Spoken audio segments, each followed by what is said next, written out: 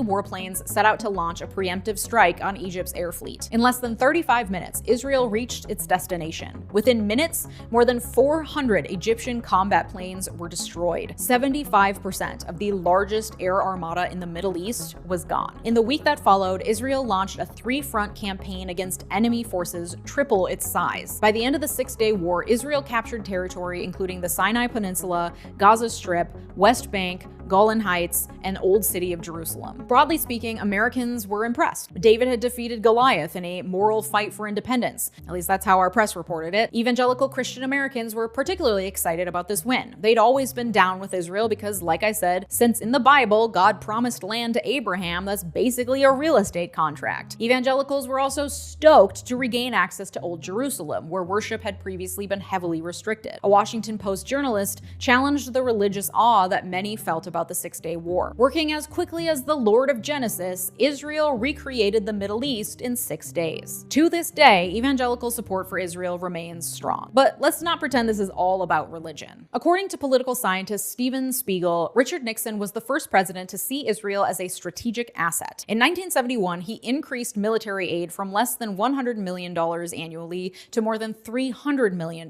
per year. The next major flashpoint in our relationship with Israel came 2 years later in 1973. Egypt and Syria, both backed by the USSR, teamed up against Israel in an attempt to recapture land they'd lost in the Six-Day War. This time, Israel was genuinely in deep shit. So President Nixon jumped into action, telling Henry Kissinger to send everything that will fly. What followed was the largest airlift in American history, followed by Israeli victory 3 weeks later. By the end of the war, nearly 53,500 people had died, the most casualties from any military confrontation between Israel and its neighbors up to that point. In the aftermath of the fighting, the US played a central role in negotiating peace agreements, hoping to stabilize the region and prevent the need for US intervention in the event of another serious military conflict. In 1978, President Jimmy Carter brought the Israeli Prime Minister and the Egyptian President to Camp David to broker a peace agreement. The Camp David Accords laid the groundwork for the Egypt-Israel Peace Treaty of 1979, the first of its kind between Israel and any of its Arab neighbors. That same year, Carter's United Nations ambassador, Andrew Young,